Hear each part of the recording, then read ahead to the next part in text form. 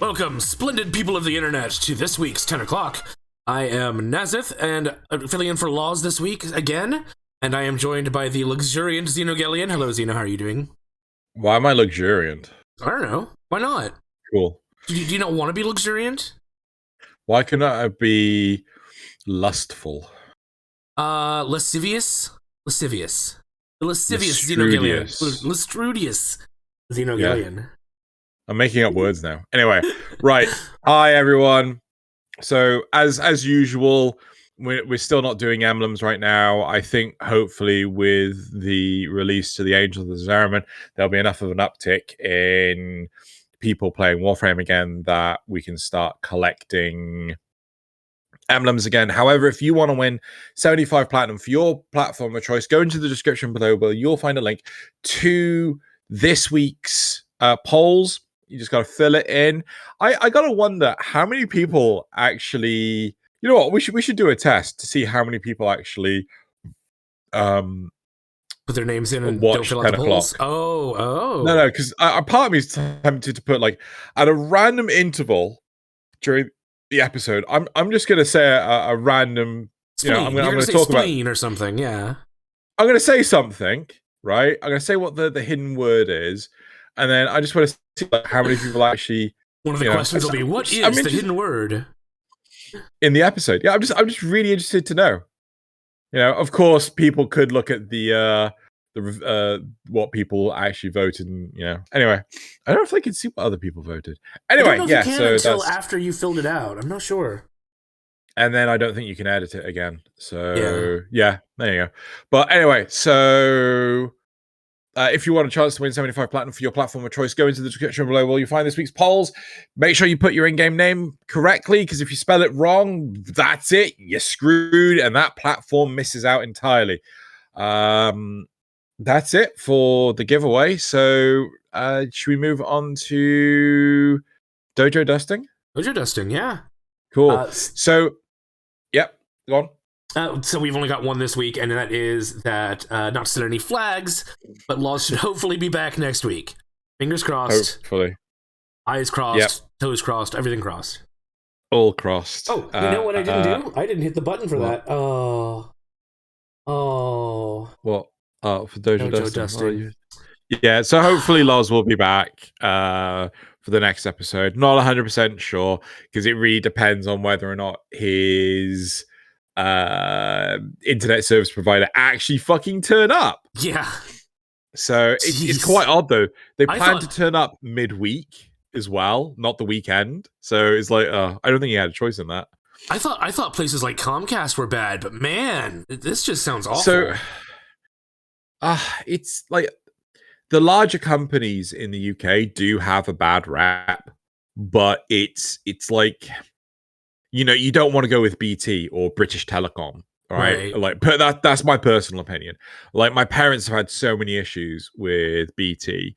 Again, I had so many issues with Virgin broadband, like times when the internet was just flat out not usable because they've oversold it in the student area, right? And oh god, what? So they oversold it in the student area. Then what happened?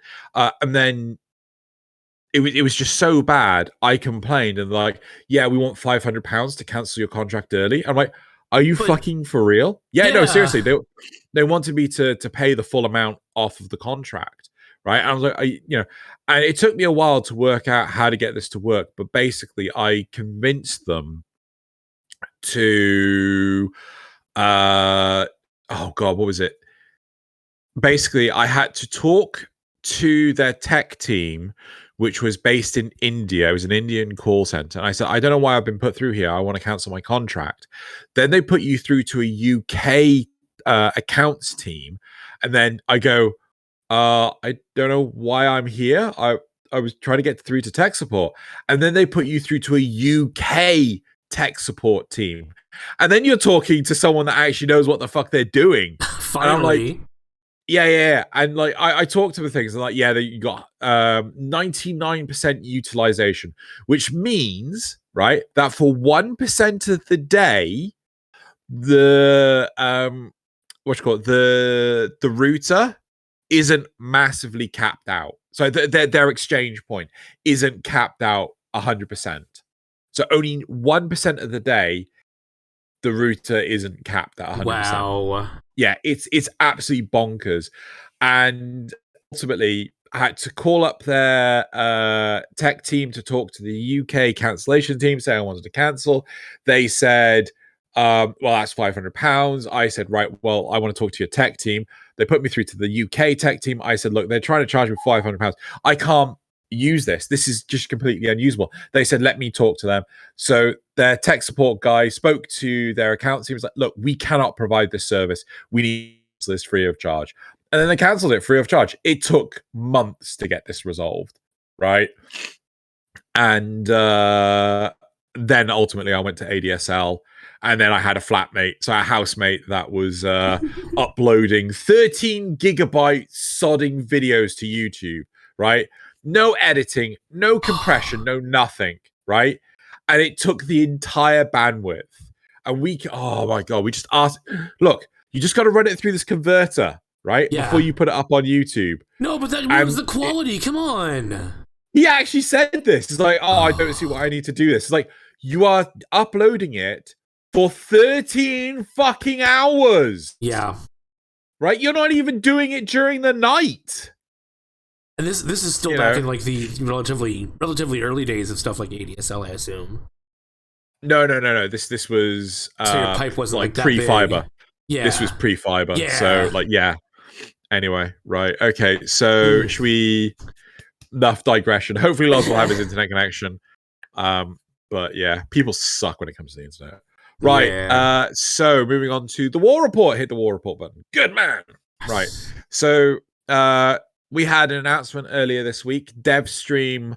The next dev stream is going to be Friday the 8th of April, which is this week actually. Fuck. Yep. Yeah. This week. Forgot. Yeah. So it's this Friday. Hopefully we'll have more news on the Angels of the Zariman. I think they said they're going to give a definitive date, but I might have dreamed that. Or no, sorry, not a definitive date, but their projected date, their expected date. Right. Okay. I imagine that. I can't imagine them giving a definitive date. That sounds like a bit too. Because I mean, anything could go wrong. Yeah, I think the last one they gave was for New War, I think, and that was. But I mean, that one they had it all planned out. So yeah. Anyway. Yeah. What else is there?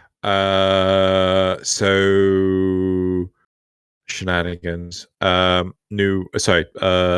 Yeah, so that's the dev stream.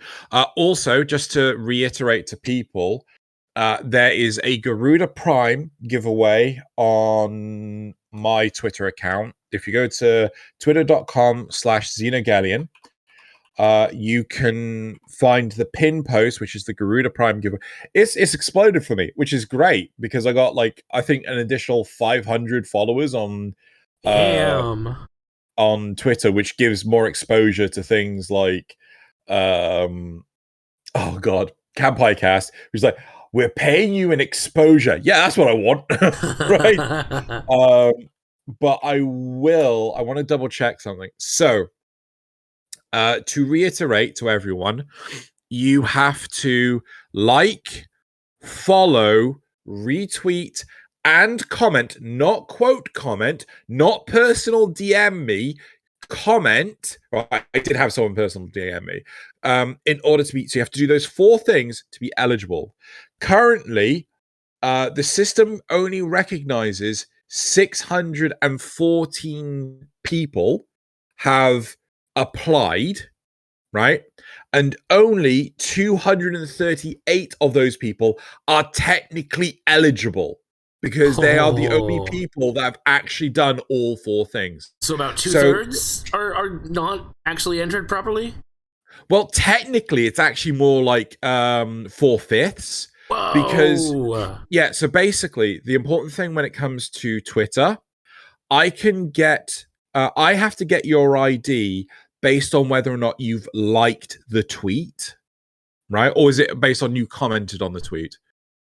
No, it's based on if you liked the tweet. So from there, I have to check whether or not you've retweeted. So I have to look through your tweets to see if you've retweeted it, because I can't see if you've retweeted it based on the original tweet. It's not possible to do it that way. Right. It's a really hand over fist way of doing it. And then I can check to see if you're following me because I have your ID number, and I can check to see if you've actually commented because I can look that compared to the so 232 people are not following me. 357 people have not favorited it or liked it, and 400 people have not retweeted it. Yeah. Jeez. So currently, out of the however many people who have actually interacted with it, only 238 people have successfully done it. And all you need to do is like or favorite, retweet, comment, not quote tweet, not personal DM me, comment, and follow me. That's it. That's all you need to do. So if you already have entered or think you've entered, probably go double check that just to be double sure. How, if you want, because I know you guys, message me on Discord and ask, could you double check that I am following you? This is my my handle, because I have all of that information, right? It's all collated in a JSON file. So I knew it. Yeah. I knew it. You've been working for the NSA this whole time. No, not quite. But yeah, so it's honestly, it's crazy. Like the number of records that are just was it just the retweet or things like that? But I can't find. Yeah, it's was it like, I can't remember. There's one of these types of files. So one of these types of records, I can determine whether or not someone's done it, but I don't know who's actually done it. Right. Yeah. So it's a bit mental, but anyway, right. So yeah, that is it for Dojo Dusting. No, the war report. Sorry, yes, that war was report. the Garuda Prime. Oh my gosh, yeah. So make sure, seriously, guys, like just go for it, seriously, because even though it might look daunting and things, not enough people have actually done it properly. Yeah. Anyway. Right, so, and I doubt a lot of people, God knows how many of those are going to be bots. And if you want to do it on multiple accounts, I'm not going to blame you. Yeah. Whole worlds have opened up now. How many people are going to bloody do it on multiple accounts? I considered it, but I didn't, but maybe I will now. Yeah, just do it. Guys, just seriously, just do it. Because even though you have the integrity not to do multiple, that doesn't mean that people won't. Yeah. People that just going in it for the freebie. So yeah, just do it. Just seriously, if you got multiple Twitter accounts, just do it. This is where suddenly Cam Piecast are doing it. Like, right. Okay. So that is it for the war report. We're going to get into this week's topics. Cool. Right. And then I hear, is that a Solaire? That was a Solaire. Yeah, he's back behind me. Right. So our first topic today is, dear player, you are not clever. You are being. Is that supposed to be dick? I think it's supposed to be being a dick. Yeah. Okay, right, okay. And then the second topic, which we'll obviously cover later, with the upcoming changes to Energy Leech Eximus, can I just say how horribly designed the current Energy Leech Eximus is? I think they may have left out the currently. Yeah, I think Tobias had to fill that in. Right. So the first topic. Dear player, you are not clever. You are being a dick. The other day, I was farming an Axie Exterminate on Oxymoko. Oxymoko, yeah. That's a I believe that's a dark sector excavation. Where? Pluto, I think. Right. Okay. I think. Doesn't ring a bell. Anyway, an effective way to farm a guaranteed relic drop while also opening relics. Oh, then it can't be. Okay. It can't be dark sector. Then it has to be somewhere else. Oh well. Why? Because dark sectors can't be fissures. Yeah. Right. Okay. Didn't know that. I noticed players dropping in and out frequently before realizing that a new prime had dropped, and players were checking if other players had the relics they needed to open. Then leaving if not. Oh, we had this topic before. Right. If you don't have time, it comes up every time there's a new prime. Really, if you don't have time to either form a group or farm your relic, stop playing for a bit and stop being rude to fellow players. Even as stability of the game has improved over years, excessive leaving will lead to occasional crashes and lesser issues, annoying host migrations, less traces, and reward choices when 2 to 3 players only remain, etc. Yesterday, I could, after few runs, already predict who would leave just by looking familiar. I assume it's just by familiar player icons, right? Or looking at, one of the two. Right. Okay. I also ran around 20. I also ran one 20-round relic defense mission for Nightwave, and during the first 5 rounds, there were about 11 different players present. Jeez. Okay. So last time this came up, I said mid-mission, if people join mid-mission, you shouldn't be able to see what players have in the brought, squad. what relics have been brought.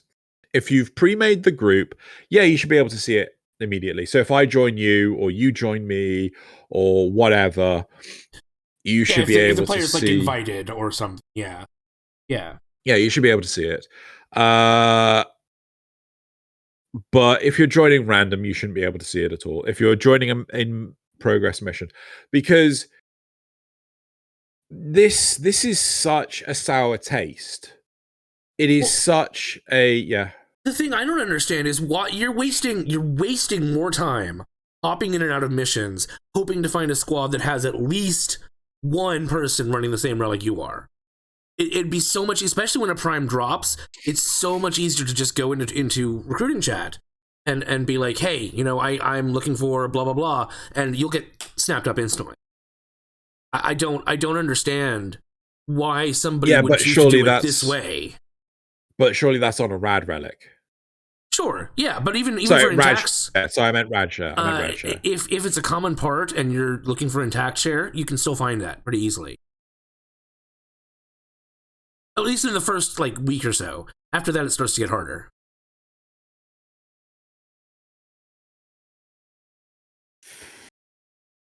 I think it would be just so much faster to do that than to hope and pray that you're going to find a squad that has 2 or 3 people with the same relic. Especially with all you have to load out of the mission and then you have to load back into the mission, and But I don't think it's people with that relic. I think it's people just basically trying to randomly get into missions that have that relic. Oh, okay. Right. Yeah. Now I see where the problem lies. Right. Yeah, so it's basically people trying to leech. They're trying to get the reward for not putting in the effort. Yeah. Okay. Yeah. So I think the problem is the fact that it's not this person trying to do the 20-round defense mission. It's not the fact that they're trying to farm the relics. It's the problem is that they're cracking open relics at the same time. That's causing the issue. Right. And it's causing leaving, and fewer traces, fewer rewards. I think it's so basically players are this is my theory, right?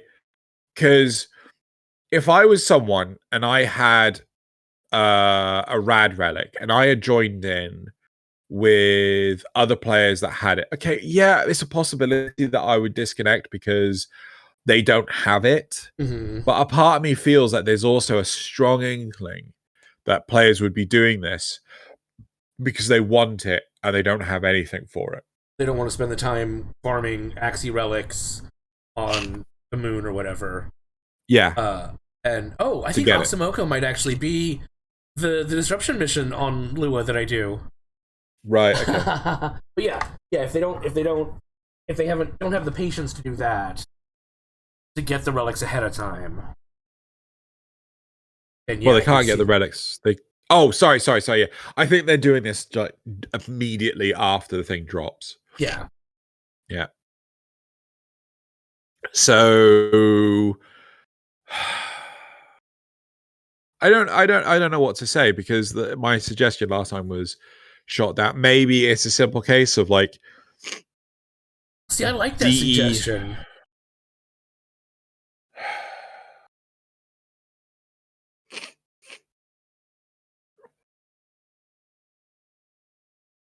I'm just trying to think. Like, the alternative I can think of is DE configure it. They switch it up a bit so that you can't.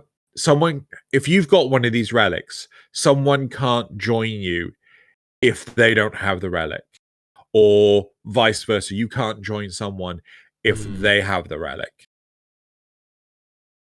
I mean, that's a nice idea. Sorry, I mean, if I don't think it's worth their time to add in that kind of filtering. God, or else they would have done it for other things already. You know? Do you remember when this came up last time? Not a clue. Surely it would have been about 3 months ago. Probably, yeah. So what episode was that? What was the last one? What was the last Warframe Prime? Harrow? Yes, Harrow. Yeah. When did Harrow come out? About 3 months ago. You're killing me, dude. Right. Do you wanna have a quick pause while we look for it? Yeah, let's have a quick pause to look for it. All right. Right, so I found the episode. Yeah, found the episode. So it's episode 422. We discussed this. The first part was, have you experienced players joining and quitting relic runs like the topic describes? Right, so 39% said no, and 61%, the majority, said yes. So people have experienced this. And then the next question is, do you think DE should change it so that you can't see relics of other players in the mission like Xeno and LOZ suggests? So 18% said yes, 21% said that they didn't care, and 61% said no. Wow, right? I'm surprised by that. So the vast majority of people did not like the idea of not being able to see relics of people that you have randomly joined in on. Right? Which that's honestly kind of shocking. Yeah, I thought that was the best possible solution. Yeah, there's no downside to the people who are already there, and there's really, unless you're one of these people that's hopping into a mission looking for something specific from other players, I don't really see that it's a problem joining somebody's squad and not seeing their relics either. I mean, to reiterate, this is the whole, like, maybe it's a simple case of like people haven't actually listened to the conversation, but it was like supposed to be if it's mid-mission, right? Yeah, exactly. If it's a pre-made group, you'll definitely see it, but if it's mid-mission, you won't. Yeah, right. Yeah, if I'm just joining random groups, I don't really care what they're running most of the time. Yeah. You know, so is there another way to solve this? I mean, you could start punishing the players that it's all like a PvP system, that if you keep on ditching groups, maybe during, let's say, Golden Week, when the prime drops. So the first week the prime's dropped, if you are caught like dropping in and out, then you'll be put on like a cooldown of, I'm gonna say, a minute. Nothing particularly long. I'm just gonna say a minute. Yeah, I'm fine with that, because I was thinking about, like, in the back of my head, I was thinking, what about people that have, you know, bad connections and have a tendency to drop, but it's not their fault. But this wouldn't really, I mean, a minute wouldn't really be terrible for them. But you could tell, like there are ways of telling. Oh, like based right? on their ping and stuff, and Yeah, so yeah. you could do it based on your ping, based on your whether or not it was an abort compared to just a flat out cut, yeah, and things like that. So you could start like treating it like that. You know how Elden Ring goes, oh, you didn't close the game properly. yeah. You know, effectively it does that sort of like checking kind of thing. Although Elden Ring does not punish you for it because the code is jank. So I mean that could be a possible way. So like, you know, people coming in and out, they get given a cooldown. Maybe it's a case of the more times they do it in a day, the longer that cooldown gets. Mm-hmm. Right? So say let's I don't maybe three or four. Four seems like a reasonable number. 4 seems good. If the same pattern of connecting and disconnecting happens to 4 different random groups, right? I'm going to put random in there. Mm-hmm. So if I'm having internet problems, much like Elden Ring, I join you and then I drop, right? I don't want to be suffering that because I'm trying to join you specifically. Yes. Right? Yeah. But if it's random groups, that's the key, right? So say 4. If I join and drop 4 times, then I will be given a cooldown and I'm unable to join a random group for a minute, right? Pre-made groups, no problem. Solo, no problem, right? And then if I do it, do we then want to escalate it every additional time? Or yeah, I want to say we want to escalate it every additional time they drop it, right? So not continuous. So say they then play a normal one, they do a full 5-minute survival and then fuck off, right? Yeah. That's fine, no penalty. Next time they join and they drop, 2-minute cooldown, right? So you've already proven how many missions between would they have to run in order for that to reset? Like, would there be a timer on the like if they go an hour without doing the dropping connection? I think it just needs to be Golden Week. Okay. You know, like it just lasts for the duration of Golden Week. No, I mean, but like so if they offend one time, they get a minute cooldown. If they offend again, they get a 2-minute cooldown, and so on and so forth. How long would they have to go playing normal missions for that to stop? So for it to go back to you do 4 missions dropped and you get a minute penalty. Should it? I don't know. I don't know.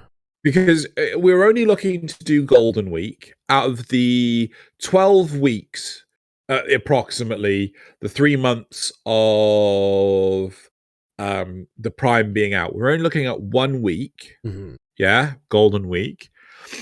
And it's really focused at a specific subset of players, so that's the intention, yeah, right? Could this be abused? Okay, so we should have the caveat in there that if the host has like a shitty internet connection, a la me, right? You shouldn't be punished for that because we don't want people to be trolled. We don't want a greater, because we know that there are people in the Warframe community, just like every community, that are a bit shitty. Jesus Christ, how many fucking medals were in this one room? Yeah, I know. It happens every now and then. Anyway, so I had a point. Oh, we don't want to punish people with bad internet. Yeah, so if I'm hosting and kind of trollish, it shouldn't go against you, right? Yeah. So that is fine, but you are joining me specifically. So here's another angle to think about it from. Oh my god, I can hear a cat. Can you really? Yeah, he's purring really loudly. Aw. If you don't want this type of player in your squad, is part of the onus on you to put together a pre-made team to go farming relics? No, I don't. I don't want to say it is, because if you're there just to crack open any relic, Yeah. right, and to farm relics, which is why this player went to Oxamoko or whatever the place is called. Mm-hmm. You know, they're just looking to play people, right? They're just looking to play. So I don't think it's fair to punish them to make a pre-made group to do something that the community at large doesn't want to do. Because remember, the community at large wants to get the new prime. And if this Right. person isn't trying to do that, they're just trying to crack open relics and farm relics, they shouldn't be punished for that. Yeah. Yep, that's fair. I think I just wanted to bring up the idea. I really feel that the whole blanking the name is the best deterrent, Mm-hmm. because you're not going to gain any information, you're not going to gain any knowledge. I think that's the route D would go, but I think it's the easiest route too. If you start timing out players, like we are starting to get into vitriolic mindsets, like with oh god, League of Legends. So I don't know if you know this, in PvP games like League of Legends, if you quit the match early, you're on a cooldown. You have to be there for at least it used to be this. You had to be there for at least 10 minutes. Wow. Before you could quit, because it was too early to judge. And the problem is, like, if you don't like the team composition and you're not prepared to work for it, people would quit, and then the team is down a man. Right. It's akin to Heroes of the Storm with the bots saturation. It was crazy. You do it, like me and a friend would go do a match, and the other 3 players we were playing with were bots. Oh my god. Yeah, no word of a lie. And you could tell, because they wouldn't do specific things. Like in Heroes of the Storm, you can mount up, so you got fast travel in the environment. They would never mount up. It was awful. It was absolutely fucking awful. Because the enemy, sorry, the friendly AI, the friendly players that have cost you the game, they would feed, and they'd make the enemy too powerful and you couldn't combat it. It was yeah, awful. yeah. But they don't care, because they're not wasting their time. They've turned the computer on and walked off. If you don't want to play the game, why are you playing the game? Yeah. Why are you... I think a large part of the problem is that we have this.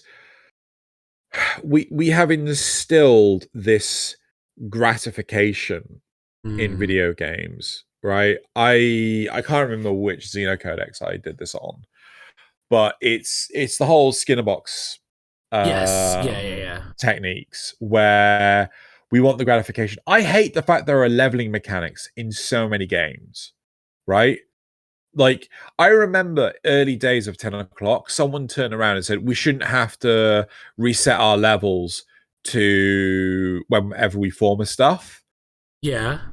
And my response was, are you fucking high? Right? Because I mean, well, hey, what do we have now? Well, I mean, we do still have to level it, but you get all your stuff. If you're MR30, you still get all of your benefits and everything. Yes, but before you didn't. Yes. Yeah. Right? Yeah. So you had to go from MR. So you'd have to go from. This player wanted to go from MR30 to MR60 on the weapons. Right? Oh, wow. Yeah, and like, you do realize just the same thing. No, it's not. No. That's the mistake. Because the growth, the experience required to get to higher levels is exponentially larger.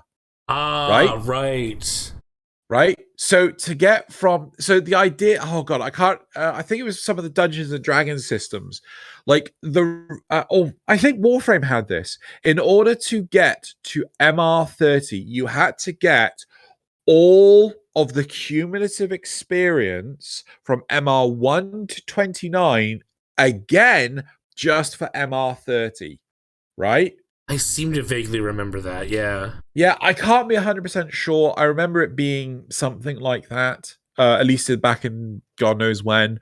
But yeah, so it's like it would take you fucking forever to get to MR60. And that's on one former, right? Two former, MR90. Three former, MR120. So honestly, like it was a crazy idea. And I hate this, right?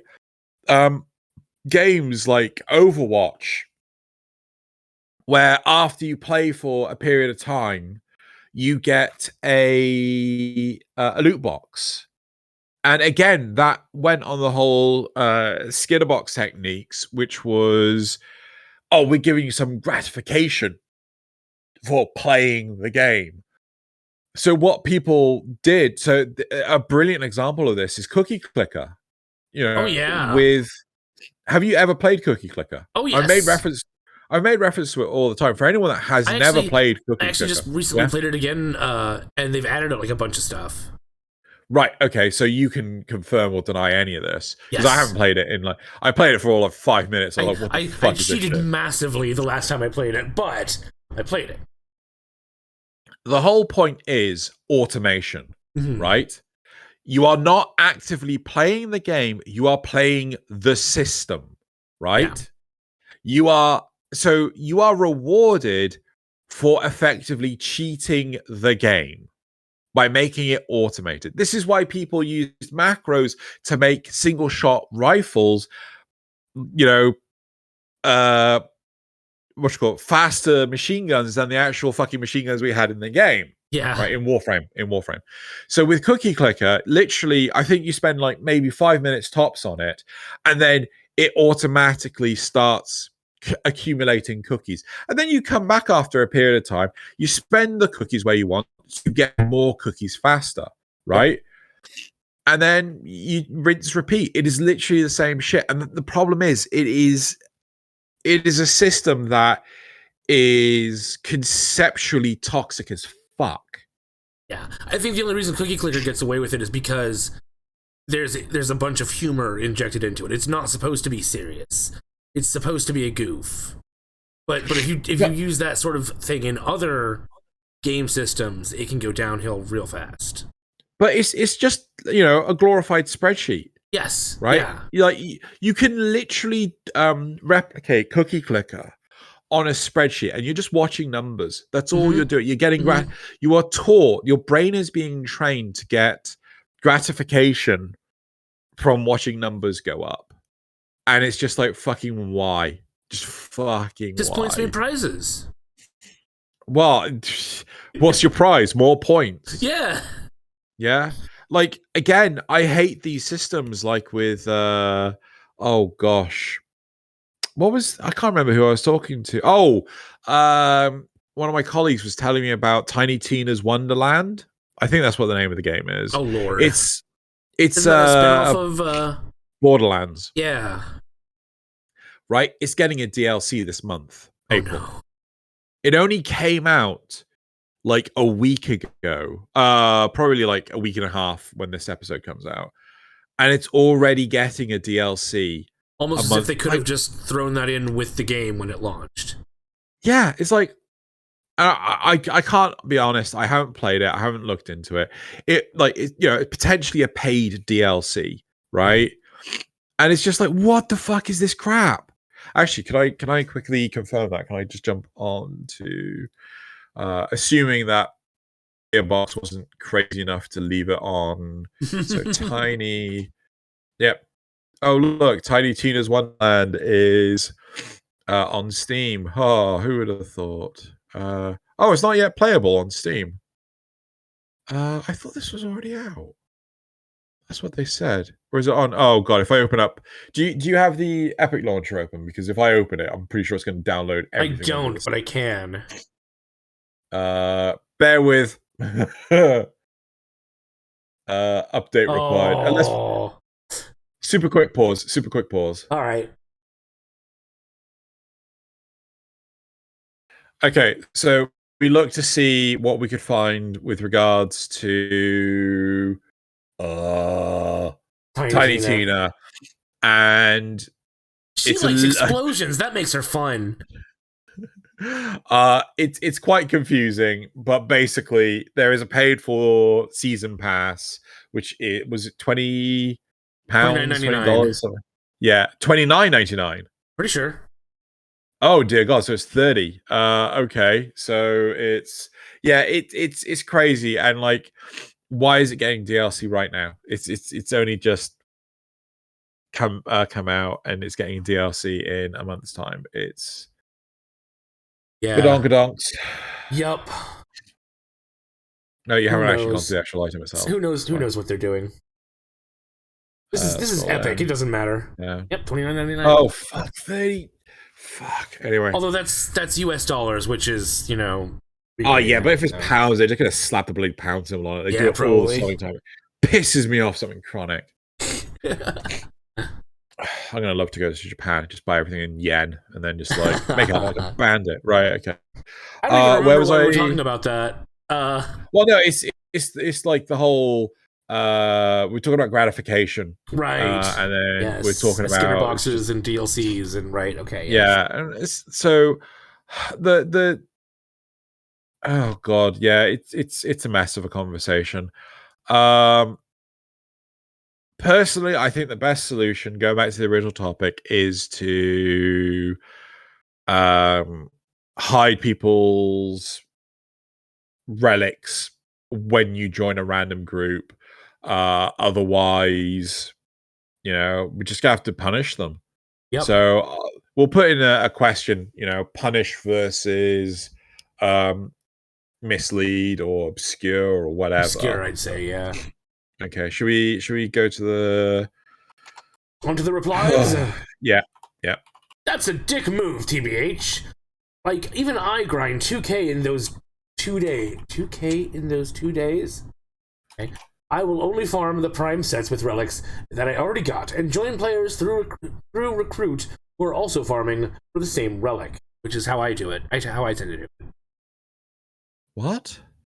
I think they're saying they only farm the sets with relics that they've already got. So they don't go randomly hop into somebody's squad hoping they have the relic that they want. They only farm the thing they want with the relics they have. And if they want to join players, then they do recruiting to farm together. Yeah, but what the fuck is the 2K thing? I don't know that. I grind 2K in those 2 days. Does he mean he got 2K relics? Does he? I don't know. Does he mean traces? No, you can't possibly get 2,000 traces. Traces, maybe. I can believe, but wait, what's the cap on traces? Depends on your MR. Mine is currently 1650. Yeah, so how the fuck could you get 2K? Oh, unless you were spending. Maybe he got 1,000 and then he spent. Yeah. Okay. I will only farm the prime sets with relics that I already got and join through recruits who are also farming for the same relic. Yeah. Which is the usual way of doing things. Yep. Or should be anyway. Okay. Yep. I've always liked this. Those guys leave and then the ones with new relics join. Yeah, but after a certain point, no new players can join. So you're stuck with like 3. Not only that, but the importance is that it could just fuck up things. Yes. Right? Yeah. That's you know, so if you're doing this, then you are actively putting someone else's gameplay experience at risk. Yep. Right? Yep. You could force migrate them unintentionally or intentionally. You could fuck up the void traces. Make the whole game, the whole session crash. Yeah. You know, we've seen plenty of reports of that whenever people come and go all the time. Yep. Next. The game disconnects/interrupts so much that a timeout would simply arbitrarily punish players for wanting to play the game. I agree, though, that people doing so, as you described, is highly annoying. But so you were saying that they could determine whether it's a disconnect or interrupt versus somebody aborting the mission. So that could alleviate that concern. No, so there are whatever I come up with, there is a counter, right? Of course, yeah. So your best laid plans can be, if the A Team has taught us nothing, if that movie taught us nothing, give Pike a rocket launcher and best laid plans have exploded, right? So a point to anyone that's a reference. Anyway, so you can detect things. So for example, if there's high ping, right? Yeah. If there's, but it also depends on your game client being trustworthy. If someone's intercepting the data, right, they could put something in place, right, that and this is how people got Umbro when they shouldn't have. They could put something in place that can analyze the communication between DE and the game, and then they could basically trick DE into thinking communications coming from the game, but it's not. That's how they gave themselves Excalibur Umbra, and that's how they got. Yeah. So I have to deal with this with my own job all the time. Like, this is why I don't use software that's been invented by someone else, because more often than not, it's had it's been available. It's open source, so anyone can see it, right? Yeah. And personally, I like to write things bespoke because I can come up with different solutions that are just different enough that people can't do anything with. Right. Yeah. Because they don't know how. Yeah, they don't know your style or. Yes. Yeah. Yeah. So there's lots of different things, and if like two-factor authentication is a wonderful thing, but you can still break it after given enough time. You can break it still. So I think it would require a lot of consideration, but you could put in exceptions, and this would explicitly be for the Golden Week. Yes. It would be for the 1 week after the release. I mean, hell, you could probably shorten it to just 5 days or 4 days, right?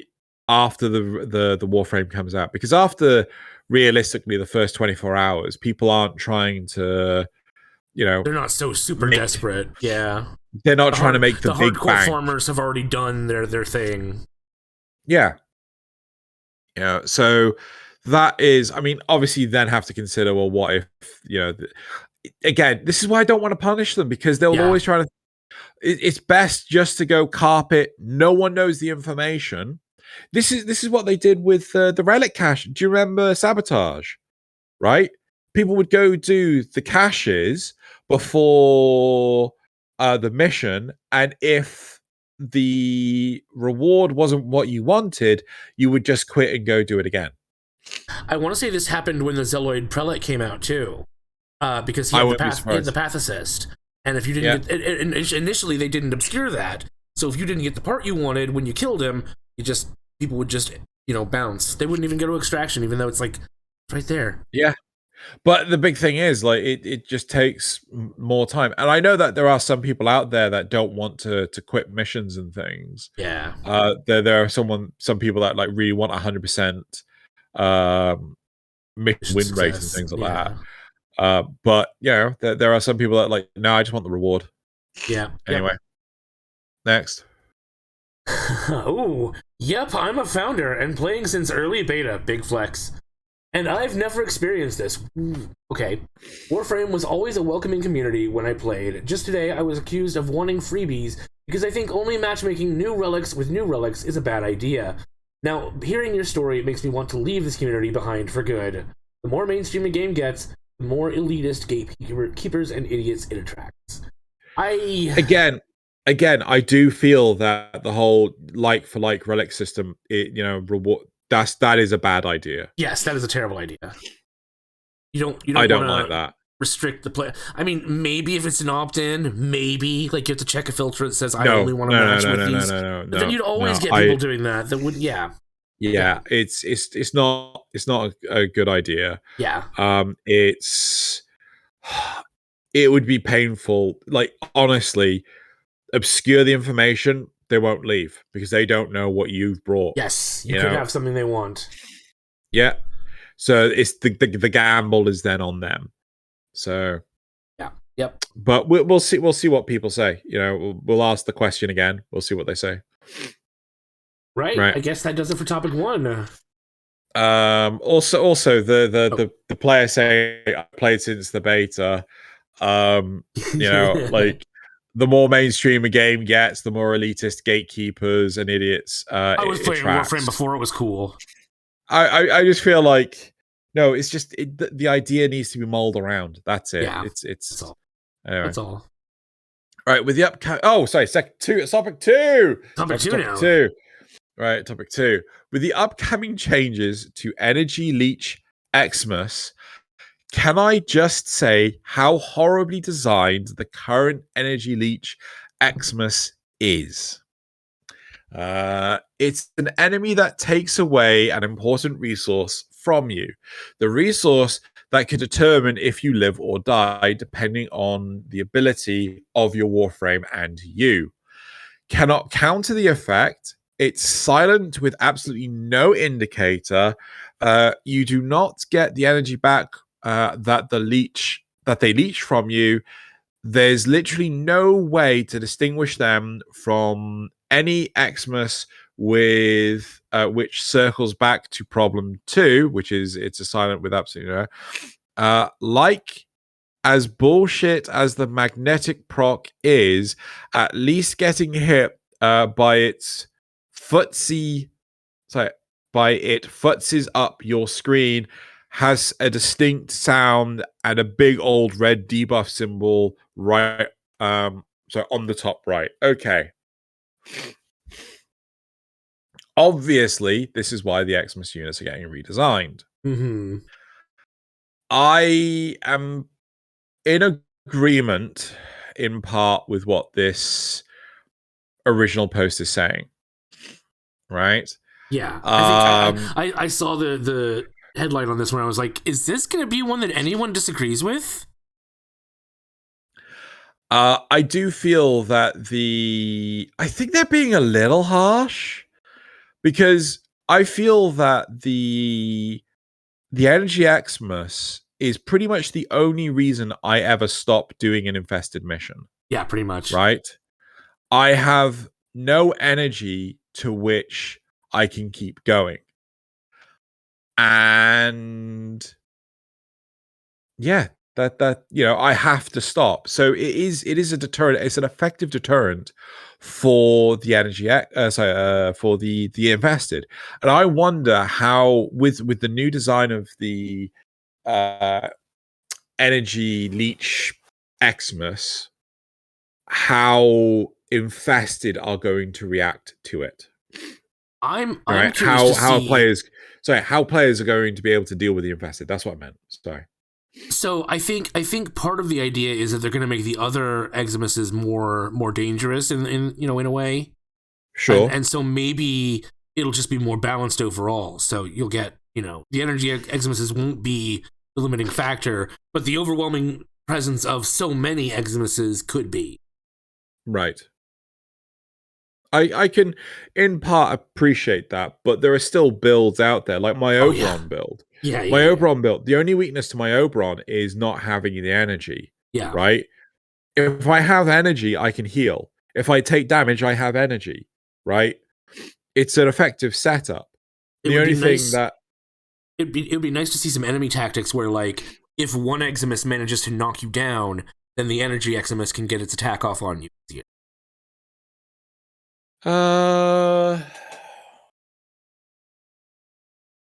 Of course, then everyone would just use Prime Sure-Footed again. Well, I mean, you could do it in a multitude of different ways. So things like the slow of the Arctic Eximus. Yeah. You know, it's just like, oh, I've frozen you in place. Now lose your energy. You know, there's a multitude of different ways of doing it. But I mean, I think we're gonna have to see what DE does, how DE reacts and things. Yeah. hopefully they'll put it through. Maybe the energy, when the energy leech does hit you, it's so detrimental that you're like, oh fuck. Yeah. You know? Yeah. Yeah, I mean, I do agree that it's so hard to see them though. I kind of learned how the infested ones look because it's almost always a charger, and it's got I thought it was purple, but either way, it's really dark. So honestly, if you're familiar with them, they're pretty easy to pick out. You have so many of them by that point. I was kind of but the thing is, the great thing about the infested is they come right at you. Yeah, and because it's a charger, it will come to you. You'll fucking kill it. Yeah. Yeah. I think this also highlights the value of mods like, oh god, I want to say Adrenaline Rush and Rage, where when you take damage, you get energy back.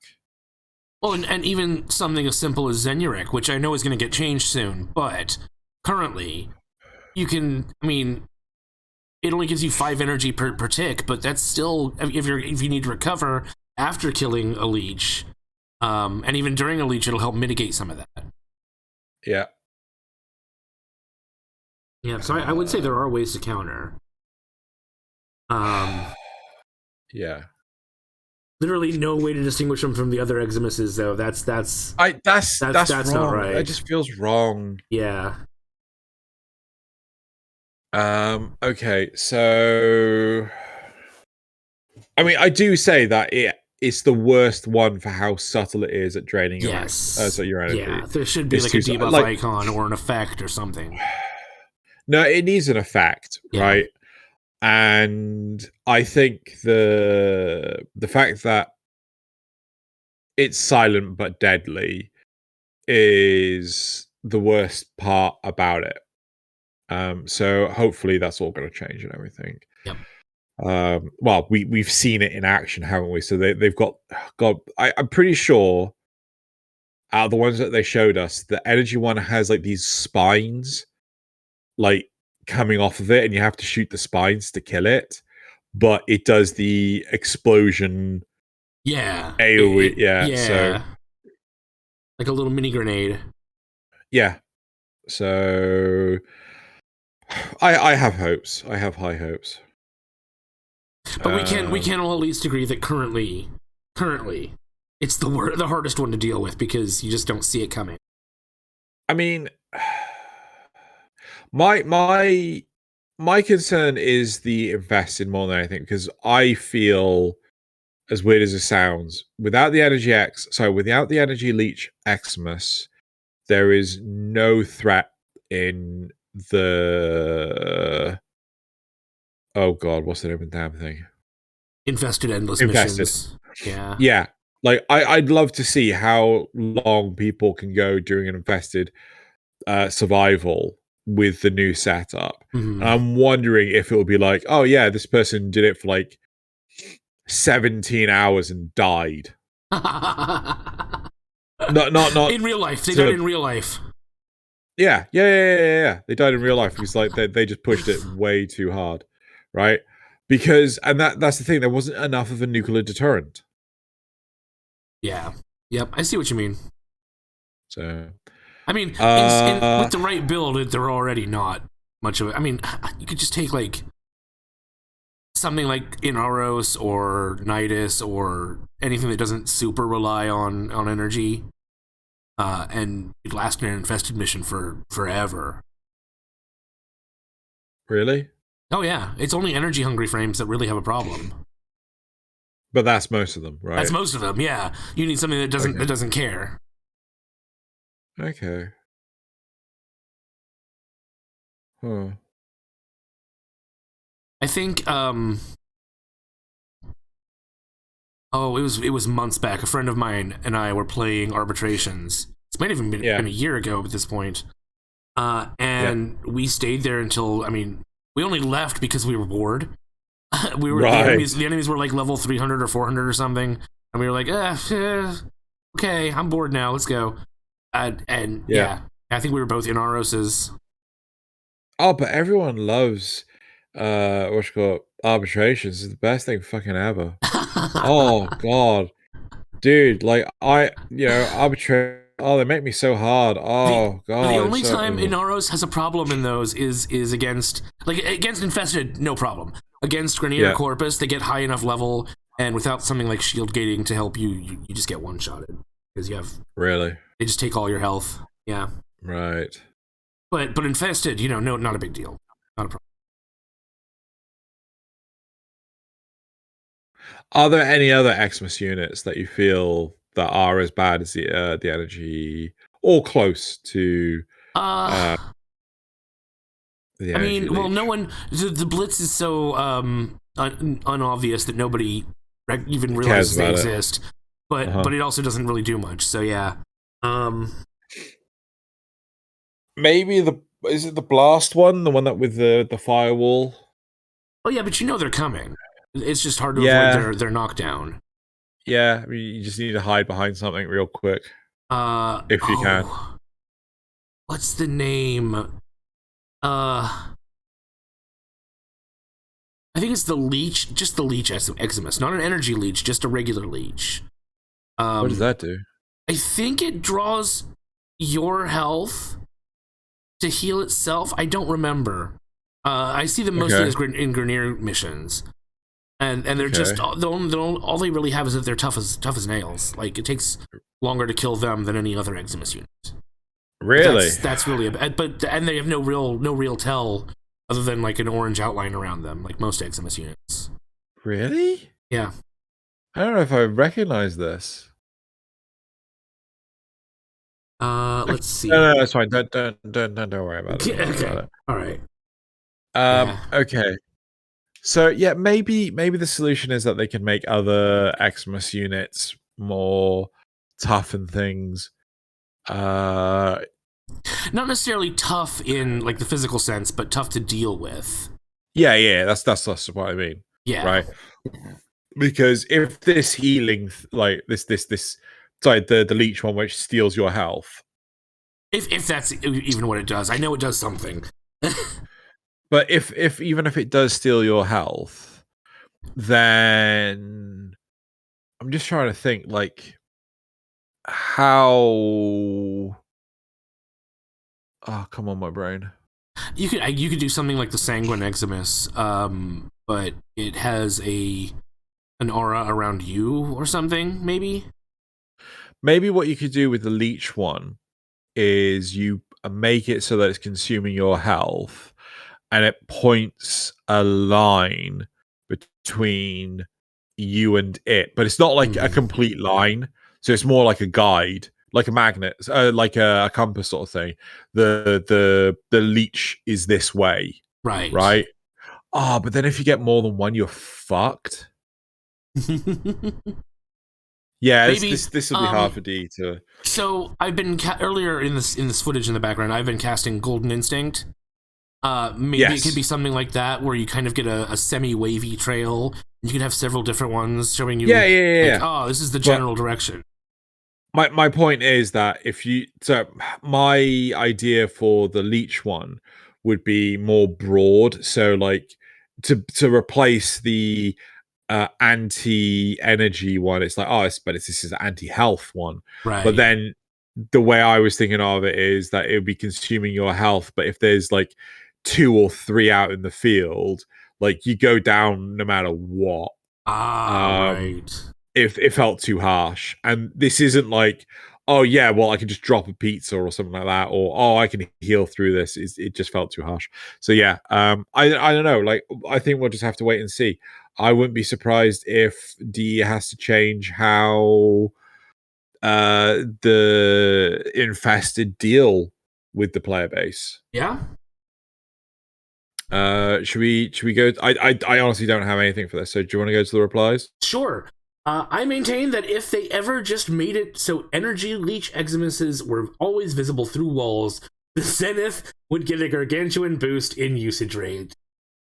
Yeah, but why? Why would they do that? Why would they make that the only unit that's visible through walls? Why that's supposed to buff what? No, that's not a balance thing. I believe the Zenith can shoot through through walls. Yeah.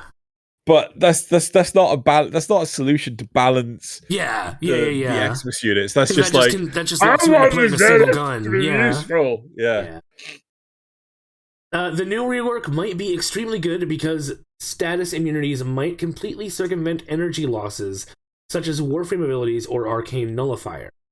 That's actually a fair point. We don't know what we don't know what like the operator passive stuff is going to be, or the status immunities, whatever. It's because the operator is going to give us new abilities, right? With its rework. Right. So who knows how that might affect something like energy loss. I don't know. I wouldn't hold your breath. I just don't think DE was. Sorry, this is me being too pessimistic. The original Xenuric was like you popped out once and then you got energy regeneration for the rest of the mission. And it was OP as fuck. Yeah, but they could do something like that. I don't know. They probably shouldn't, but they could. Yeah, I think the second immunity's passed around, you should avoid it. I didn't see the second bit on that person. Same with Fire Blast Eximus, since it only deals fire procs. I think it's always going to deal fire procs. I don't think that's really going to change. It's always done fire blocks. Or are they going to add blast to it somehow? I mean... Oh, no, that's right. Sorry, it only does blast now. Now it's going to start doing fire procs on you. So it'll actually set you on fire along with knocking you down. Or if you roll through it, you'll still get set on fire. Right? Okay. Over on. Yeah. Hallowed Ground. Problem solved. I think Ember still gets... Doesn't her passive still generate energy when she's on fire? I don't know. Alright, not to mention that channeled abilities that drain energy while active exist, making the only indication that an energy Eximus even exists always unnoticeable. Until your energy tank, suddenly tanks really hard. Or you notice the big black charger. Yeah. Sorry. No, I honestly, okay, for the other factions, sure. But I swear that they're only a problem for fucking infested. I think a lot of people, the problem with them is that they're behind them or they're on the other side of a wall and so they can't see them, maybe.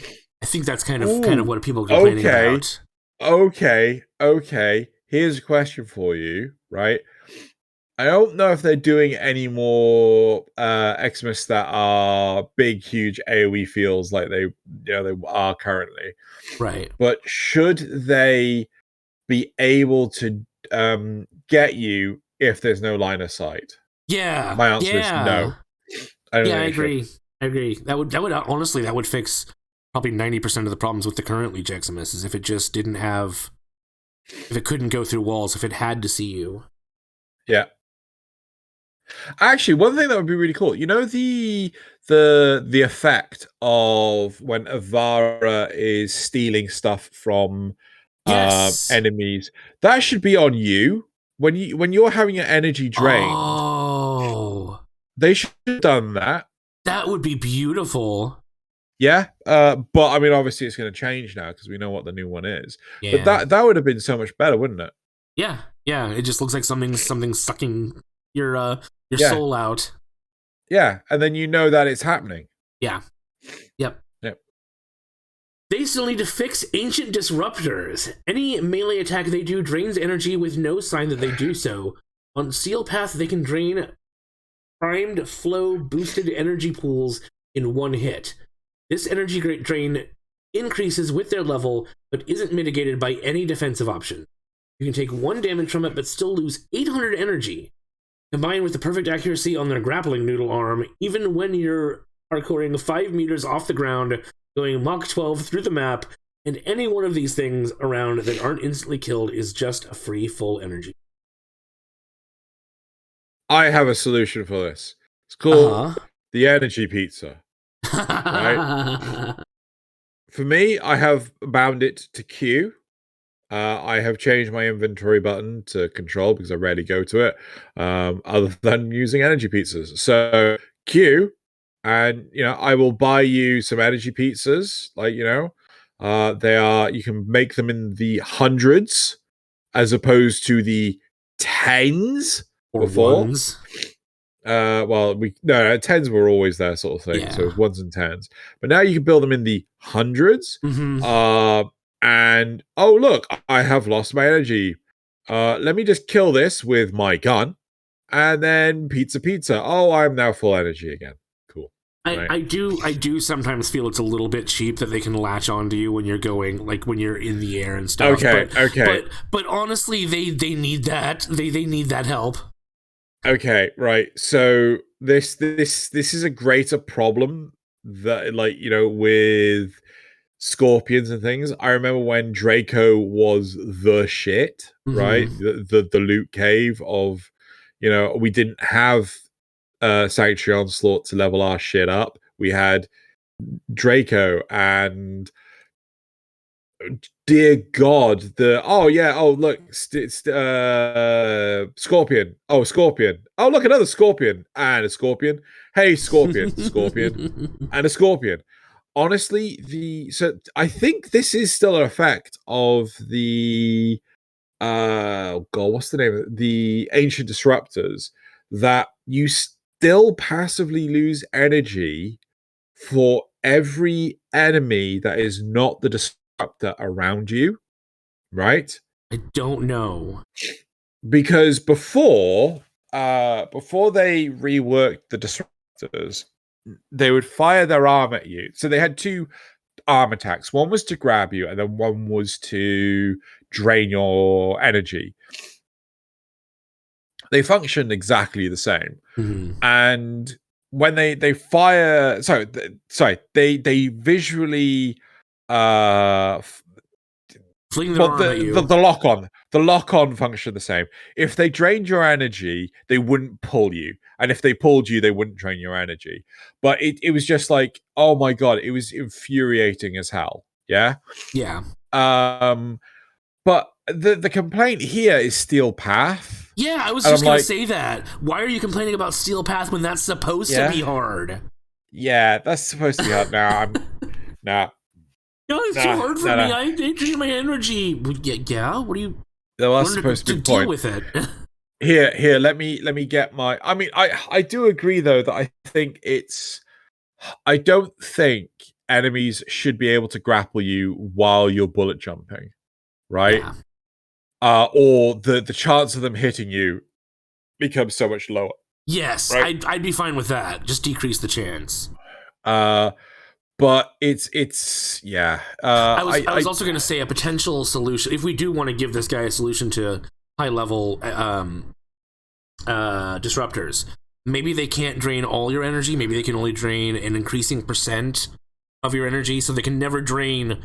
They can never get to 100%. They can only get to, like, I don't know, 98, 99% or something, which is still terrible for somebody like this person. But well. Maybe it's like no, I just leave them alone. Yeah, I mean that was just like a potential. Yeah, I think the energy leech Eximus units are so much worse. So much worse. Yeah, so much worse. Let me get my Tonko. There you go. Yep. Get your shiny new. Or is this the last one? That was the last one. Get your shiny new Spore Lacer out and just no worries ever again. I still haven't actually managed to build that thing. Soon. Well, no, I have to go fucking fishing and shit like that. I'm just like, oh, that's right. I was gonna, yeah. I don't wanna, but you know, we've been busy getting stuff done. Oh, so busy. So busy. I went to go watch a horrible, shitty movie. Oh God, I wish I could. That cost me a lot of money. It's like that was 50 quid to take 3 of us to the cinema. Ooh, for so expensive, unenjoyable experience. Yeah, it's such a bad movie. At least it wasn't out of focus. Yeah. I think I told you about that with Batman, didn't I? Yeah. Yes. Yep. Right. And they didn't even. Yeah. Yeah. If people haven't watched Morbius, don't seriously. Just go read the wiki article. The wiki, when someone was reading it to me earlier, it had some mistakes in it, but all in all, it's just fucking bad. It's such a bad movie. Anyway, yeah, I do agree with it. I think this is I think DE have learned the error of their ways. I think, honestly, the thing I'm happy about is the fact that the energy Leech Eximus is the one unit that is getting that spine treatment. You have to damage it through the spines, not through just blasting it. And actually, I'd like to see it that those energy Leech Eximus take reduced AoE damage. Going back into a topic from last week. Yeah. We'll get to the graphs in a second. But no, I personally, I would like to see that. Right. Yeah. No. Yeah, I'd be fine with that, and I'd be fine with I don't remember something about the visual change. I don't remember what it was now. It's gone. Oh, what the explosion? Yeah, I something about how it's nice. Yeah, I think all of the changes to their appearances. Yeah. That's kind of nice. Right. Should we move on? Sure. Yeah. Is it graphs next? Graphs next. It is graphs next. Graphs next. Cat will get out of the way. Thank you, Cat. Right. I need to put this back to episode 434. Right. Okay. So, last week, are you getting the data? Thank you. Right. Okay. So the first poll we had was, how would you improve single target weapons? 25% of people said massively increase their damage output. 30% of people said give single target weapons special effects after killing enough enemies. And 45% said making some enemies weak to single target weapons. Interesting. Yeah. Right. So it's nice to see that the idea that I was really keen on was the one that won out. Yeah. I think more has to be done to convince the rest of them. So right, I'm also glad that massively increased their damage was probably the lowest. Yes, it was the lowest. So let's go to the second graph. How do you feel about game devs putting a positive spin on negative effects? So this was the whole, instead of getting half the experience after playing for so long, you get you lose your double experience booster. Yeah. So so how do you feel about this? 15% said no opinion, 15% said negative, 35% said neutral, and 35% said positive. So people like the positive spin. And maybe that's what DE need to do. They need to put the positive spin on it, because I think originally we said that certain enemies took less AoE damage, right? Yes. But then we changed it to some enemies take the positive spin. Yeah, the positive spin. Right. You always want the player to think that they're getting more, or if they may actually be getting more. I don't know. Either way. Yeah. The next one is, do you feel Warframe today lacks the fear of missing out? 45% said no, and 55% said yes. I'm kind of surprised how close those two are. I am as well. I'm very surprised to how many people said no, right? Because that means that Warframe still has the fear of missing out. I believe somebody actually did bring that up in the community responses, so we'll see. Yep. Okay, I'm glad. I was about to ask if anyone had, right? The next one is, have you ever played or currently play a game that uses FOMO features, right?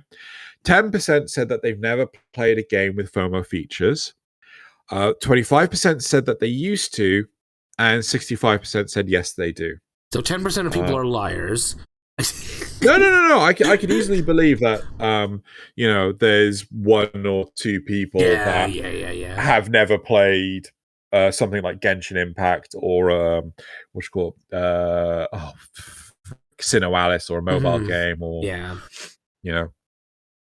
But I think it's also important to be able to identify, is this anything that's like a timed exclusive?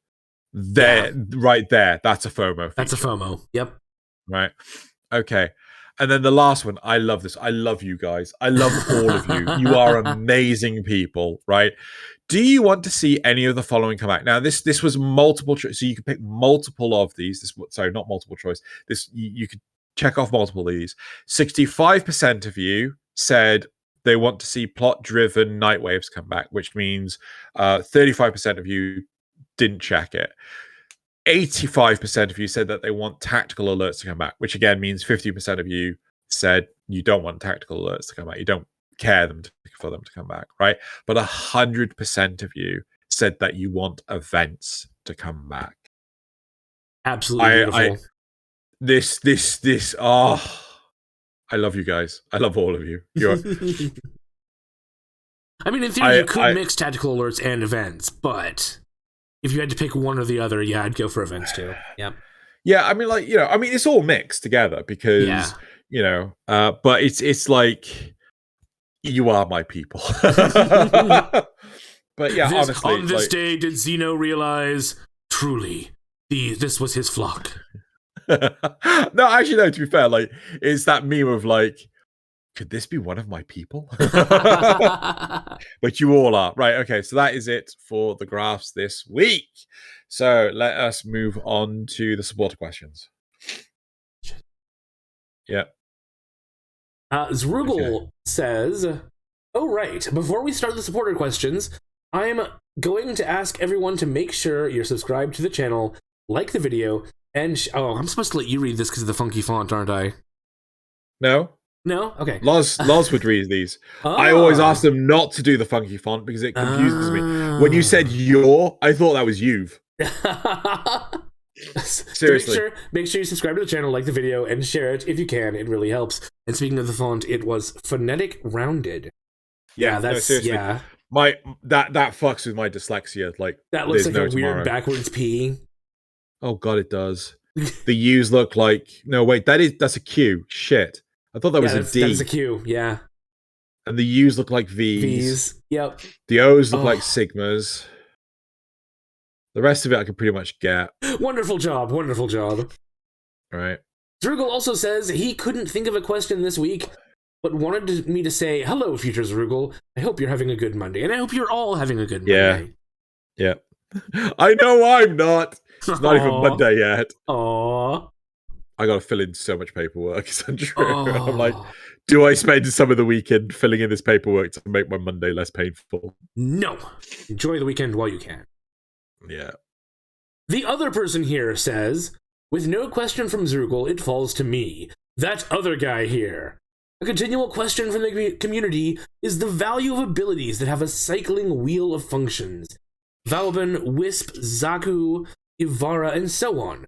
The methods to fix having to cycle through every single function in turn to find the one you want to have presented as two sides. What? Methods to fix? Yeah, keep going.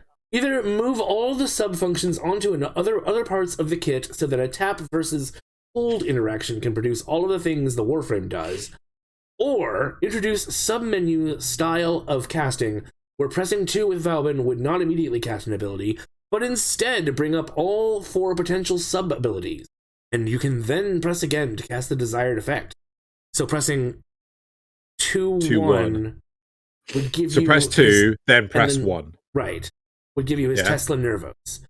Out of these two methods, which do you think is better? Personally, my preference is you tap and hold. Like, it's instant, right? So there's no, the game doesn't have to determine it. So you basically tap and hold the whichever ability it's on. So it could be on the 1 or it could be on the 2. Personally, I think all tap and hold abilities should be on 2, right? Because it's just above the W. I don't like it being above the on the 1. Or 3. 2 or 3 is fine. And then it should be a radial menu. And you can do it with the mouse, or you can, and that'll be controller happy as well. So you hold down your movement. How? Because I guess you could still be moving while the radial menu is up. There's no reason you couldn't. Yeah. It might momentarily take off your ability to turn because the mouse will be used doing other things. But how often do you really need to turn in Warframe? So the only thing I would change for controllers, I don't know where the abilities are. Right? I don't know. They may be on the shit. Where are all my controllers? So assuming, so this is my Switch control. Sorry, my Steam controller.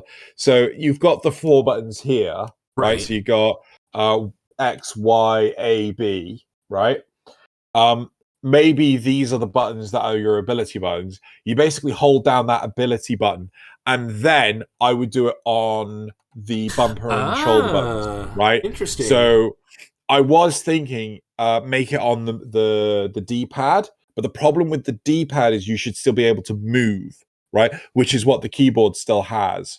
So you're losing the ability to look, which I assume you would lose because you're holding down the ability button anyway. So yeah, that's what I would do. I would have put it on right stick, but I think yours is probably better. Faster. It's faster. That's the problem. If you put it on right stick, how are you triggering the ability? Right? Unless you just do tap to bring it up, and then good point. You know, so it's like how are you triggering things? Like I guess you could press down the right stick to bring it up, and then no. I hate that. I hate any game that does.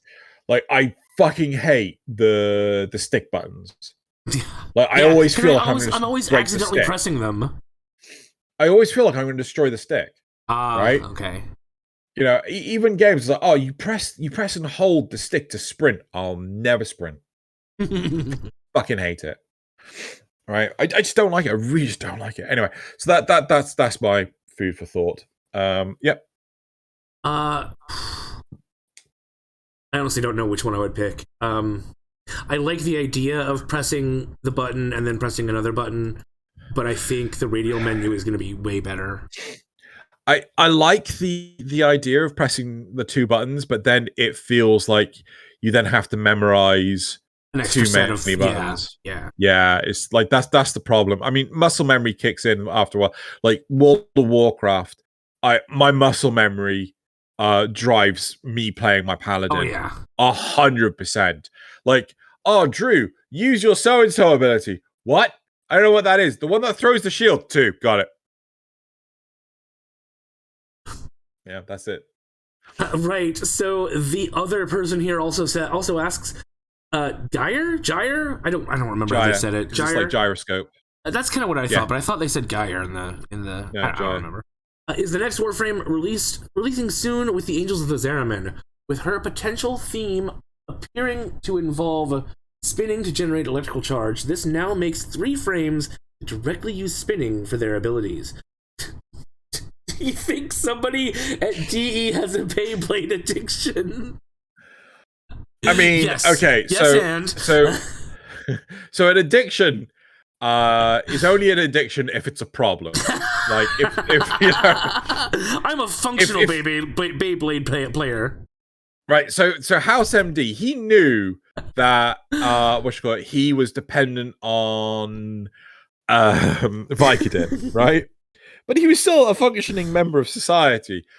Granted, a grumpy Gus, but he was still a functioning member of society. So yes, I totally reckon. So who's the 3? There's Revenant, Gaia or Jaya. Who's the 3rd? Caliban? What the fuck's a Caliban? Caliban's the one that came with New War. I can't remember. I know I've played him, and I'm like, whatever. Trying to think of anyone else that can spin. With her potential theme appearing to involve spinning to generate how this now makes 3 frames that directly use spinning for their abilities. What about Ureli? She doesn't really spin. She just casts spinning blades.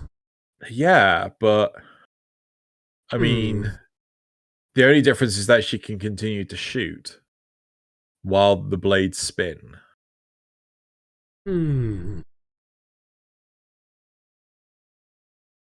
I don't know. I mean, I suppose directly use spinning. So yeah, okay, fine. Right, okay. Yeah, someone at D definitely has a Beyblade addiction, and Well, it's clearly not Reb because she's got taste, so she likes Nier. So she likes JoJo. I mean, she has no taste. Sorry. Fuck you, you asshole! I say that as somebody who actually watches JoJo, so you know. I love JoJo. And anyway, premiering here first for everyone, Natsu fungible tokens. Buy them now. Given Grendel's past of being able to consume things it shouldn't, do you think it will be the early meta for some of the Angels gameplay? Sorry, go back to read it again. Given Grendel's past. Yeah. Oh, yeah, sorry. Go ahead. No, you do it. Given Grendel's past of being able to consume things it shouldn't, which includes like bosses, do you think it will be the early meta for some of the Angels gameplay? Because there's like 100%. So you'll have the Wraith as it tries to leave the corpse to find another enemy to take over and things. Like Grendel will just vacuum it up. Like one of the Ghostbusters ghost traps. Yeah. Just sucks it up. Grendel, the new ghost trap. And just completely digest it. The ghost is just gone. There's no more ghosts. You know. Perfect. That's what they kept Slimer around for. They kept Slimer around to train him to eat other ghosts. But unfortunately, he was too much of a dickhead to actually fucking play ball. I mean, look at how much food Slimer just kept on eating. He had the right mindset. He just didn't want to commit to being part of the team. Where does that food even go? It just fell out. Ugh. Do you not remember? Like, he'd eat all this food and then just fall to the floor. It was a good film. Was that in the Apart movie? from the remake. Fuck remakes. What? Yeah. I was just saying, was that in the movie? Yeah, I'm pretty sure it was in the first one. It was in the first one when Ray was creeping up on Slimer in the hotel. Right. And he was eating all like he was eating the sausages and shit like that. Yeah. Yeah, and just falling out of his butt. His ghostly butt. Anyway. Right, okay, so that's it for the supporter questions. Yep. Next, we're going to go on to the community responses from last week's episode. Right, cool. So let's start with Peter Graver, who was talking about topic 1. I don't remember what topic 1 was. Oh, fuck, you're going to make me look this up now. No, we'll pick it up when we... I'm sure we'll pick it up. No, it was the single-target weapons. It was the single-target weapons, because we just went over the graphs. He talks about it right here. The first problem is we are looking at single-target weapons as weak, which isn't the problem. The problem is that people are standing around because people with AoE weapons are killing everything, and no one wants to feel bored because another player is killing everything. That is very, very true. Like that is the crux of the argument. Is like, what mission was it? This one? Like, did we do this together? No. This was I think the same day, but I recorded it that night. This is me doing the 20 wave defense, just with some randoms. But look how much I'm just sitting back here and doing all the damage. Yeah. I think we might have done this together too at one point, and yeah, there was like we did. It was like I was so bored. Not an Oberon, a Valbin, and yeah, it was just crazy. What else was there? Even me with my gun here, I'm just sitting back and killing almost everything. Yeah, and I argue, it's like, this is why I said, like, I fucking hate defense missions because they just because they got progressively slower until you got your Spore Lacer out. I'm like, how the fuck did we do that last? Yeah, that was it. Yep. Yeah. So let's move on to Cynical No Lock. Unreliable narrator done well? See the film Memento with Guy Pearce, or see the film The Usual Suspects with Kevin Spacey. I think there was another comment about the unreliable narrators too. People seem to really like that topic. Why? Memento is honestly really good. I've seen that one. I'm Which one's not Memento? sure. Isn't it the one where he doesn't remember anything, and he's got like stuff written all over his body? Or am I thinking of a different one? No, I think it's a different one. I think it is, because I'm looking at it, and he has got stuff written all over him. Yeah. So he can't remember anything, but he's got all these Post-it notes and stuff written on him, and yeah. But is that the unreliable narrator? Yeah, I'm not sure. And what was the other one?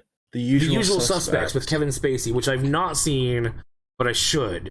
Because, I mean, I know Kevin Spacey apparently did some things, but damn if he's not a good actor, and we can still appreciate the stuff he did do.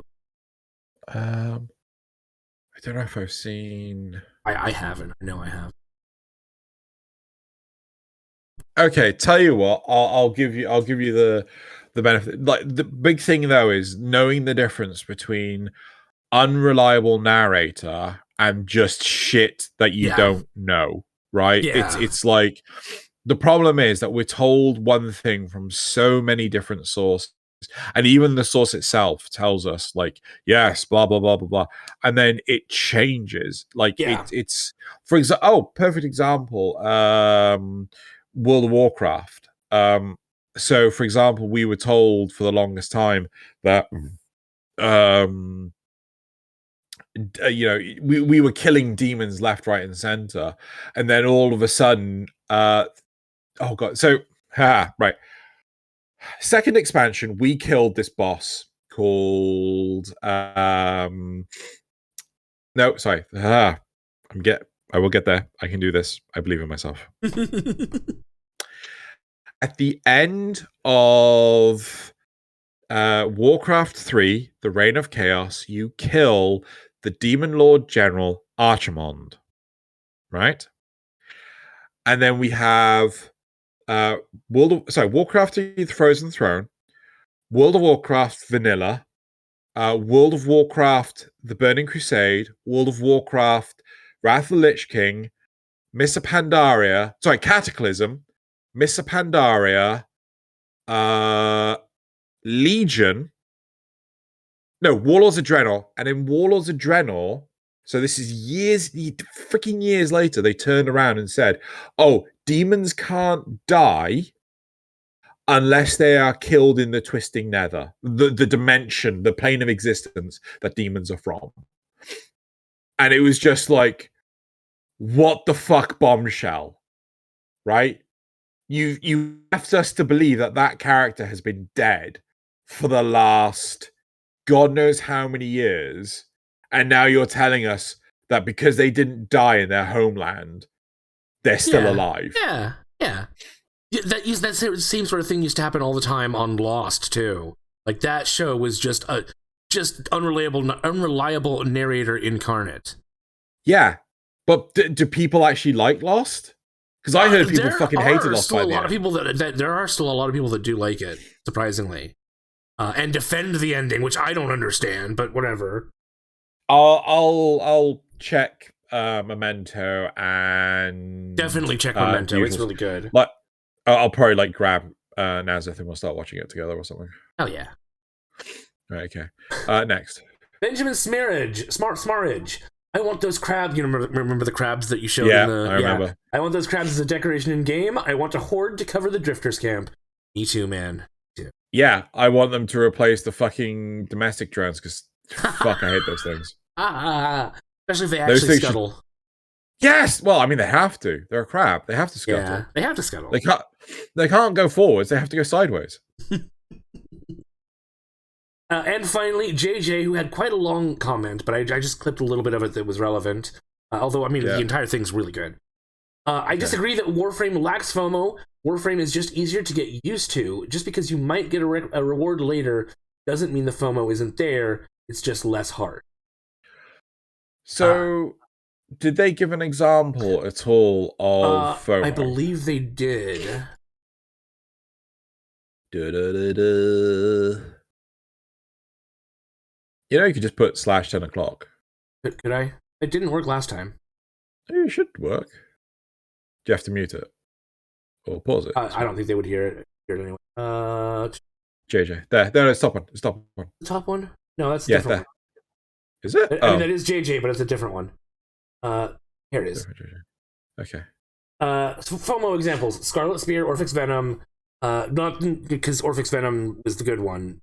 Can't get the. You can still get those arcanes, but it's a lot harder now. So Scarlet Spear was an event. Yeah. Right. So that is a perfect example of FOMO. Yeah. Yeah. Prime Access / Resurgence, I disagree with because they come back. It's a temporary FOMO. I can kind of see that because we don't know if Prime Resurgence is going to come back, and there is that pressure to farm as many relics as you can if you need the stuff. No, Prime Access. Right, but also the cosmetics. The cosmetics. Yeah. But yeah, those come back. Sure. I mean, Okay. it may take a while, but they do come back. I guess that's still just temporary FOMO because who knows how long it'll be before they come back. Yeah. But not even so, you can still get them from the trading in the market. Like, I'm sorry, there is no way to you will farm enough ire. Yeah, because he's Okay, also so talking they about are resurgence. Yeah. So we are just talking about the primes, right? Yes. Not regal, so not the paid for stuff. So this is just the primes. But you can still get those relics just by talking to the community. Yeah. I mean, look how many fucking relics I'm still for selling. them. Not necessarily. I mean, if there's any relics I have that you get. Anyway, yeah, keep going. Twitch rewards. Some of those drops are exclusive, especially the like the Verve stuff. I don't know if that'll ever come back. Yeah, I'm gonna like the Verve stuff is the most recent stuff. I gotta be honest, it's kind of fucking ass. Like the only reason why I got the Twitch Prime stuff was because I thought it was gonna be good because the last mask, the face mask that I ended up getting from Prime Resurgence with Regal Ire, it's so good, it's so nice, it's so lovely. Yeah. But yeah, like I could kind of, but that's cosmetic. That's paid for. Well, there have been some exclusive like glyphs and stuff from watching like Tenno or whatever. Still cosmetic. Does that make it not FOMO just because it's cosmetic? No, but cosmetic stuff is the stuff that will always be FOMO, no matter what. Right? It's like buying models on shelves. Yeah. With if I don't buy that Nier Automata 2B statue right now, I'll never get. And it turns out I actually bought it on the second wave because like Rebecca had bought it like a couple of years prior. I didn't realize it was getting a re-release, and then my Raftalia statue, right? Again, it's so cosmetic stuff like FOMO is just. It's part of the course. It's like I'm. Yeah, but it is still FOMO. You get it. I mean, it's technically correct. That's the best. It is technically correct. It is technically correct. But the problem is that is like saying shoes are FOMO. I can't get those. I can't get those Jordans. And now they're gone. They don't make them anymore, man. But do you need the Jordans, or could you just get Jordans? Or could you just buy some Nikes just off the shelf, right? That's shoes. The point, right? Do you have to have the Nier Automata 2B statue, or could you save the money and spend it on food? Yeah. Right? It's so cosmetic stuff. It is still FOMO. It is FOMO. It's a FOMO that players should learn to let go if they can't get it. Yeah, you have to. You just gotta let it go. Yeah. Because otherwise, you're gonna have such financial problems in the future. That's gone weird. Yeah.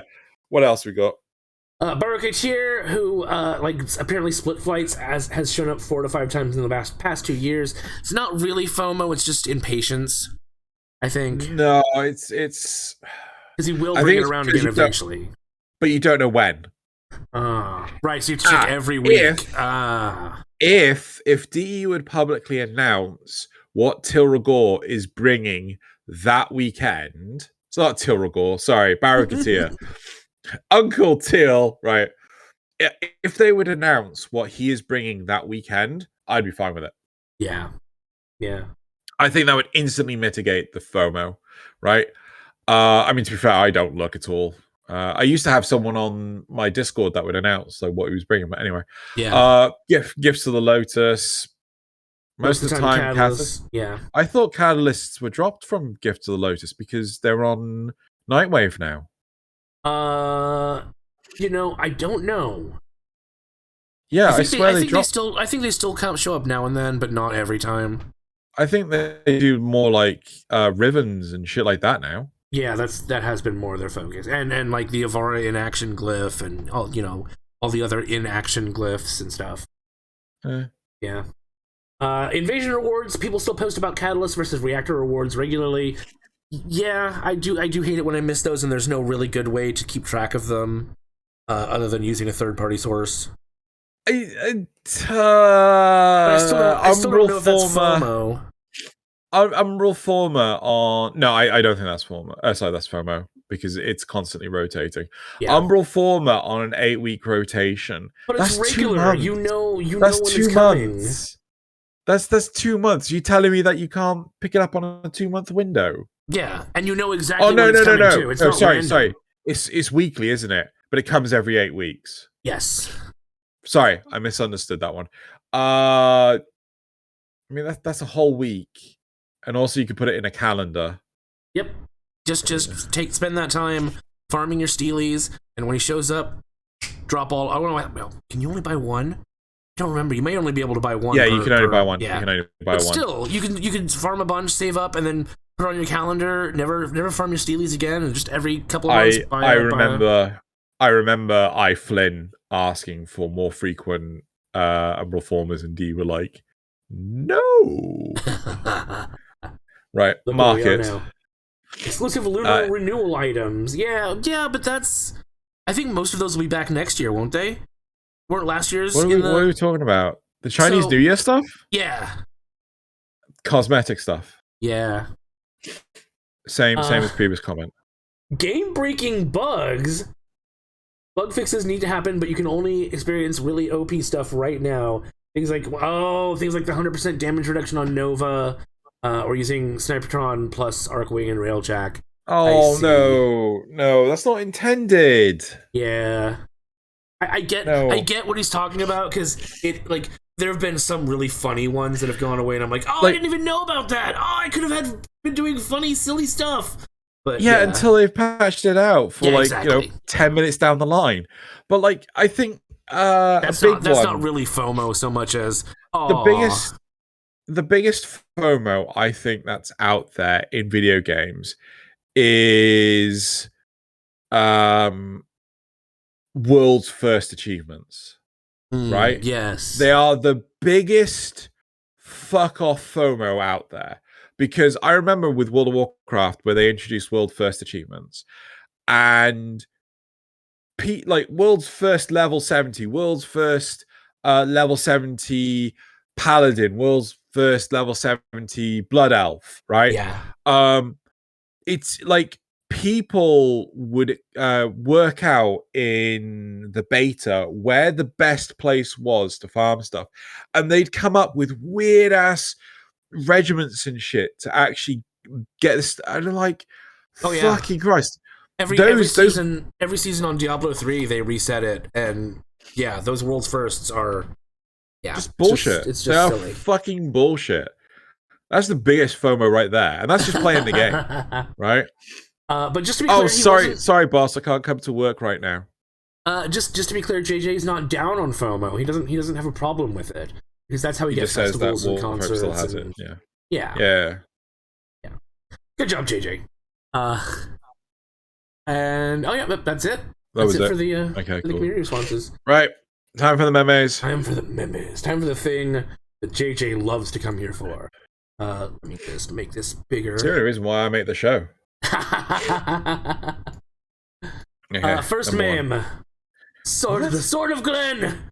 You know how the Grenier go, Sword of Glen. It's okay. I finally found it after 150 hours. The Sword of Glen blueprint. Requires mastery rank 14. Yeah. That's awesome. I love that one. This apparently somebody's original character, Ivara or Octavia. I bet you can hear this image. Oh god, this music is awful. Make it stop. I put the harm in harmony. I got it just for that pun, just for that terrible pun. Okay, fair. Also, I can't hear the music. Thank God. A lot of Octavias do tend to have just the most repetitive, beat smashing, not even melodic stuff, because it's best for the the bonuses. Dude. I've kicked my my TikTok phase yet again, and I'm in the process of kicking my Instagram reels. I'm sorry, shorts content is just so awful. Yeah. I do wonder if it's going to keep, but like so much of it is like, you know, you oh god, like there's so many songs that are like, you know, same fucking clips over and over and like I know like the same 2 segments of some music so goddamn much, but none of the rest of the music, and it just does my head in. Because everyone wants to chase that meme, man. Oh god. Right, number 3. Shorts are memes. Yeah. Yeah, they're not. No clue who this guy is, but I saw a picture of him, and this was my immediate response. And it's Yep. Era and a dead chick. Corporate needs to find the difference between these 2 pictures. They're the same. Is that a dead chicken? I don't think it's dead. I think it's just missing its feathers. What? Yeah, I hope it's not dead. I think it's a bird. I think it's a bird. It's just not a chicken. I think it's just a bird. Yeah, bird. Yeah. Yep. Next. You know you had to have one of these in here. Oh, yeah, okay. Maybe Inaros envies Sevagoth's passive. Imagine dying and becoming a sarcophagus. Oh, controversy. Next. It's called recycling. Thing. Tenno. We fought with honor. Also Tenno. We already committed murder. We might as well rob his ass. What? Oh, this feels like Scary Movie. It might be, but I think it's like Scary Movie 1 or 2, something like that. Yeah. It's so accurate. Yep. Next. And finally, say goodbye to your CPU when you finally finished farming resources and built your own Valbin Prime. The power of the sun in the palm of my hand. Yep. So true. Right. Next. No, it's time. Yeah. No, community shoutouts. Sorry, yes, community shoutouts. Yes. That's what I was trying to say, but you just sorry. You shut it down. I'm so eager. I'm just so eager. You're such a beaver. Right. Okay. So the first community shout out. Oh yes. They were once on our side, but that was long ago, by Leon. So I'm pretty sure that is the deluxe skin for Valban as the boss. I think so, yeah. I cannot make out the Warframe. Maybe it's Umbra. But yeah, it's carrying the Paracesis. I think it's Umbra, yeah. It's really hard to tell. But yeah, there you go. The second community shout out is Auden and Ordis by Andre Jane. Makes me think of Harrow more than Orden, but I see it. I get it. Yeah, it's like it has very Space Marine vibes. It has very Destiny vibes. Yeah. But yeah, no, I love it. I think it's really, really good. That's really awesome. Before you press never mind. Yes, keep my son's name out of your effing mouth. By Plick It. I almost grabbed this, but it was clearly art and not. I mean, it is a meme, but it's also art. So yeah, love you, Plick It. The fourth one is Eidolon Error by Sanderson. Oh, yeah, I dig it. Yeah. He says, "Do not be afraid." Okay, yeah. The fifth one is Love for the Hat by Joriel. Oh my god, it's so goddamn wide it goes off the screen. Oh my fucking god. So basically, it's all the. This was a commission piece. It's Ivara, Mirage, Nova, Ureli. Well, those are all primes. Ureli, Gaia, and Garuda Prime. Basically all swooning over Limbo with his mahoosive hat. Like you know the memes of like the I think it's like the KFC person with like the hat that just goes like straight up. Yes. Yeah, it's that hat. Oh right? My goodness, I'll look at that later. I didn't realize it was gonna be so wide. It was I didn't even know that was possible. Yep. And then the sixth community shout out is Octavia Prime by Shimio. Wow. That is really good. Yeah. Right, so that is it for the community shoutouts. I think that is it for this show. I never entirely truly remember where it is that we go to the end. Oh shit, I never actually said what the secret word was. Let's say Nefanyo. Nefanyo, you heard it here. Nefanyo. You heard it here. So I completely forgot about that until now. Right. Put it in your responses and we'll know you watched the show, and thanks. Yeah. Yep. Good right. being here so again. that's yeah, and hopefully we'll have Loz next week. We don't know. We just don't know. I don't know. Right. Say goodbye, Nazeth. Goodbye, Nazeth. I need to say goodbye to Thalian. Goodbye, Thalian.